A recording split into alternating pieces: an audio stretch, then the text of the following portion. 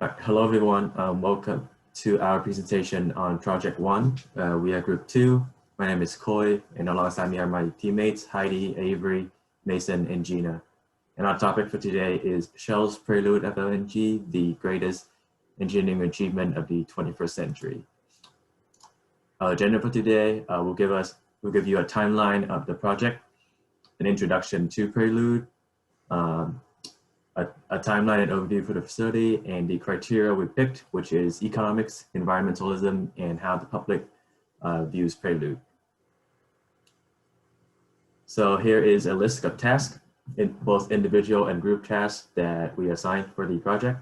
And from these tasks, we are able to create a Gantt chart for the project as seen here.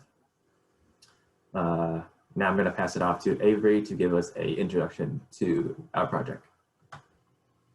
Thank you. With the ever-changing energy markets, the demand for alternative sources of energy that burn cleaner and that are in greater abundance is very important, especially with recent events like with our power outages that we experienced. Reserves for fossil fuels on the surface are drying up, and looking for new reserves is very important, and there are a lot in the ocean, particularly natural gas resources that were never economically or technologically feasible to extract before the development of floating liquefied natural gas, or FLNG, which we believe could be the answer to the issues. So what floating liquefied natural gas is a liquefied natural gas facility that is on the ocean, in the ocean, that extracts, processes, liquefies, and transports natural gas from reserves underneath the ocean surface. And it's all done in one facility. And what we are going to be talking about for the rest of this is the Shell's Prelude, which is located off the coast of Australia. And I'm going to pass it off to Coy to talk about that further. Thank you, Avery. So the timeline of Prelude, the actual gas field was discovered in 2007. And then a few years later, in 2011, final investment for Prelude were made by Royal Dutch Shell. And then in 2012, construction began in the Hoji shipyard in South Korea with the joint ventures of Samsung, Inpex, and KO Gas. A year after that, in December 2013, the whole of Prelude was floated out of dock. And then as of July 2017, the facility has been operating in the Barrows Basin in Australia. Here I have a graphic showing the technical components of Prelude.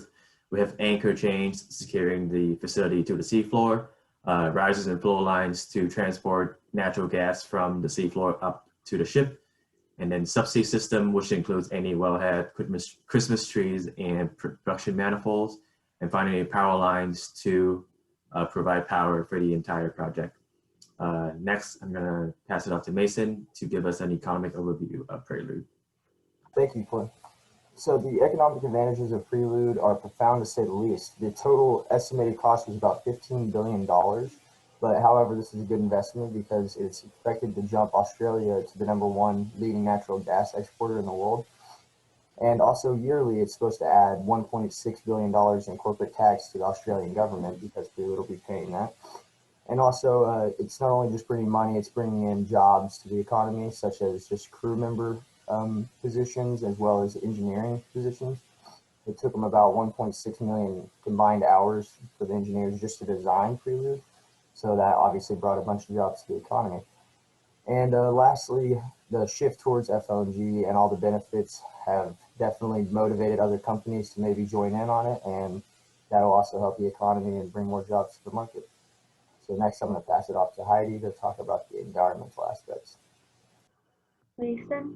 So as Avery noted, FLNGs fulfill the demand for higher energy production by reaching formerly unreachable ultra deep water and deep water beds, while natural gas is the cleanest energy source when versus coal and oil, evaluated among clean burning and CO2 kilowatt hour metrics.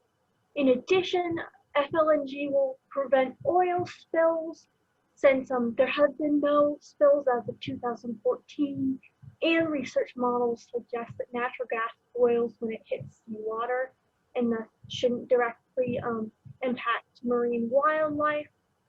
In addition, drilling muds and cutting can be disposed without affecting marine life, according to a recent study.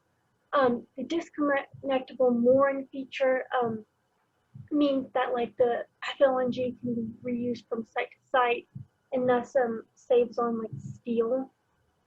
So in the concept of further development, the additional steps of liquefaction ups fire hazards and greenhouse gases, as well as whether new sloshing of LNG. This, however, can be mediated by hull shape. Artificial illumination poses another problem as it traps birds flying in circles, leading to exhaustion and sending it in the bloom. This, however, can be mediated by removing the red part of the spectrum. Now I'm going to pass it off to Dina. Thank you, Heidi.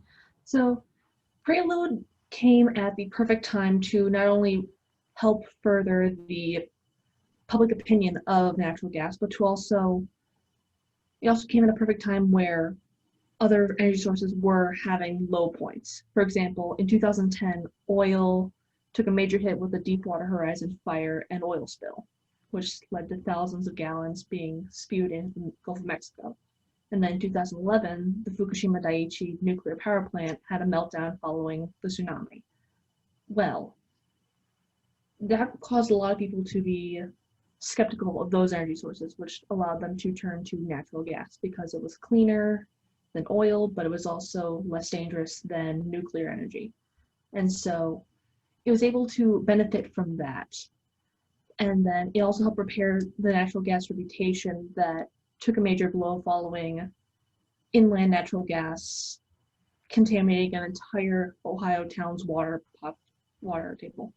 And as you can see here, natural gas actually overtook nuclear power spot in Japan's net electricity generation following the accident. And so thanks to this, combining this with the environmental impact, the economical impact, we think that the Prelude is the best engineering achievement of the 21st century.